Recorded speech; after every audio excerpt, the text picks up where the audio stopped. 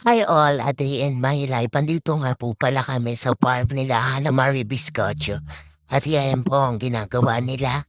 Nag-garden po sila dyan. Inaayos nila yung mga halaman. Yan po si Hana Marie Biscotio. Busy po siya. Magayos ng mga halaman. At kaya yan, sobrang video-video lang po. Muna tayo dyan. Yan.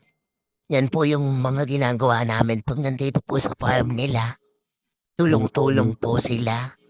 At kami naman po, naggagawa kami diyan ng aming memoryend dahil yan, nilapitan ko po ang isa nilang assistant at tinatanong kung ano pong masasabi niya sa amo niyang si Ana Marie Biscotio.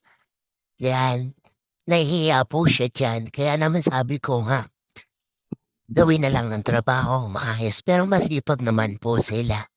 Kaya ngayon, yan, niloloko-loko ko sila dyan. Busy po silang lahat. Tapos, sabi ko po diyan, ayusin ang trabaho at keme-keme lang po, tamang-tama lang po. At yung ginagawa nilang yan ay nagpapaganda rin naman po sila. Halaman yun lang